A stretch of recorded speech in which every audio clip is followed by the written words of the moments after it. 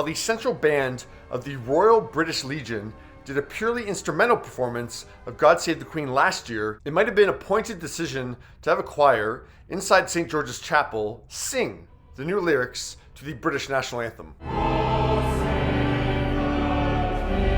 It was the same place that King Charles first heard the new version as it was sung at the end of Queen Elizabeth's funeral in September.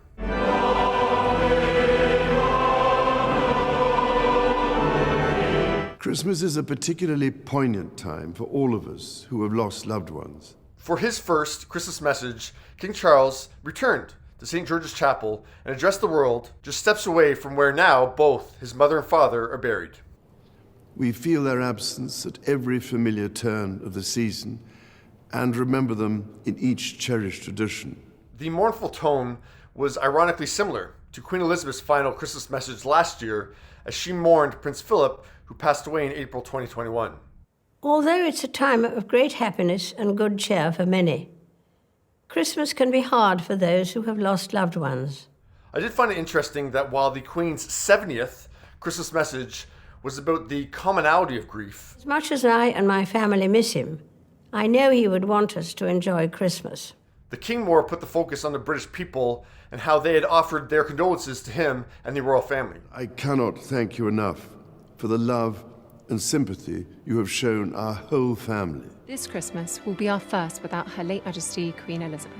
With a little break in her voice, Kate acknowledged the new norm for the royal family as she prepared to host a Christmas gathering at Westminster Abbey. So, whilst Christmas will feel very different this year, we can still remember the memories and traditions we shared. The gathering came in the final days of the year, which celebrated the Queen's Platinum Jubilee, which the late Majesty wanted to use with a goal in mind.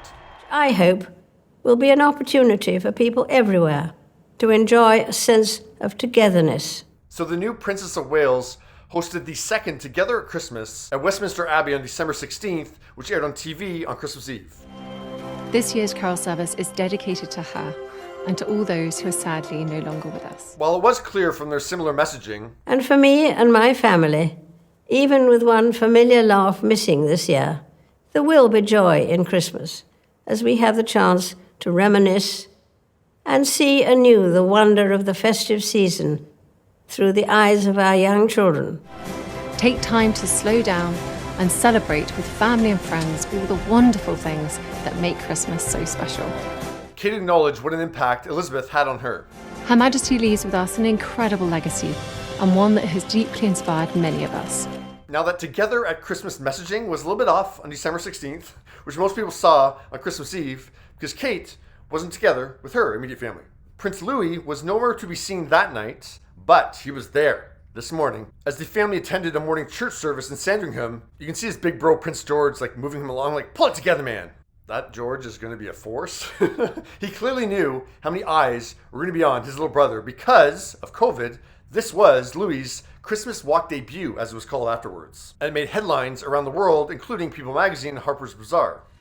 Now on their exit, the 4-year-old seemed quite comfortable and ready for his close-up as he walked in step with his grandpa, the king, and the queen consort. They teach us all a lesson, just as the Christmas story does. Louis' debut makes the end of Queen Elizabeth's final Christmas message all that more poignant.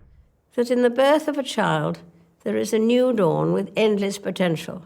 With all my heart, I wish each of you a Christmas of peace, happiness, and everlasting light.